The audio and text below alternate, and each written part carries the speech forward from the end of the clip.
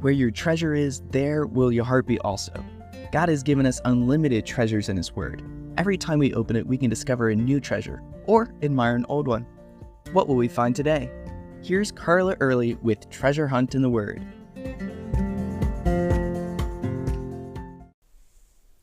From where I lived when I was young, it took less than 2 hours travel to get to my Uncle Harold's.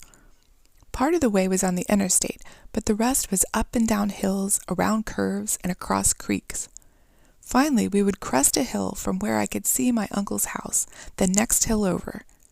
That was always the most exciting part of our journey. My dad said he felt the same when he and his dad and brother would visit his older brother's house near Cincinnati. In fact, as they drove down what locals call the cut in the hill, his dad would sing a song that said, "I walked halfway from Louisville, now there she lies at the foot of the hill, shining like a jewel in the valley below, Cincinnati, Ohio." When we read the Psalms, we don't always know who wrote them or why, but certain Psalms were sung at certain times, like we sing songs about the cross at Easter and carols at Christmas.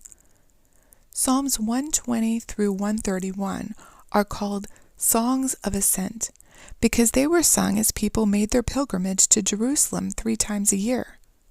I'm sure you've heard that people always would say they're going up to Jerusalem, no matter which direction they were coming from, because Jerusalem is in the mountains, more than 2,000 feet up. So as they climbed, they sang, "I will lift up my eyes to the hills, from whence comes my help."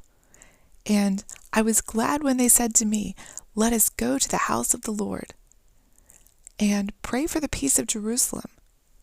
But I imagine that as they got to a specific spot in the road, they could see Jerusalem, the temple on Mount Zion, dazzling in the sunlight, and with a thrill of anticipation, they would begin singing Psalm 125. Those who trust in the Lord are like Mount Zion, which cannot be moved, but abides forever.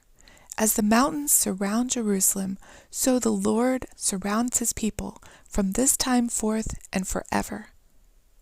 Millions of people traveling to Jerusalem for Passover, or one of the other festivals, would be singing this psalm. Isn't that a beautiful analogy?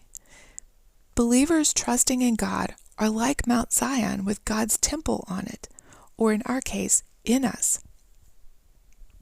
And as Jerusalem is surrounded by mountains, God surrounds us with His stabilizing, protective presence. Just think what mountains represent. They're strong, immovable, dependable, secure, like a fortress. In fact, I learned a new word, circumvallation. It means surrounded by something with a defensive fortification or rampart. So with a spiritual application of geography, God surrounds us so that nothing can get to us without going through Him first. But if you think of Jerusalem, God protected the city when the people trusted in Him, like when Hezekiah spread out a threatening letter from their enemies and prayed, or when Jehoshaphat, fearing his enemies, proclaimed a fast that all would seek the Lord. He said, "Lord, we do not know what to do, but our eyes are upon you." But when they didn't trust God, the city fell. How can we be more like Mount Zion?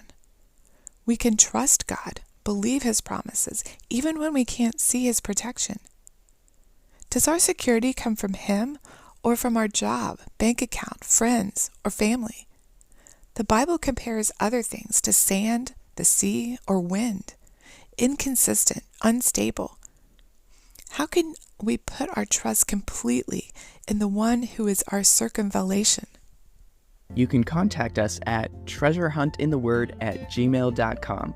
We'd love to hear the treasures God has given you through His Word.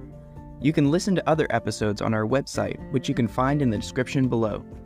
Thank you for listening, and remember, where your treasure is, there will your heart be also.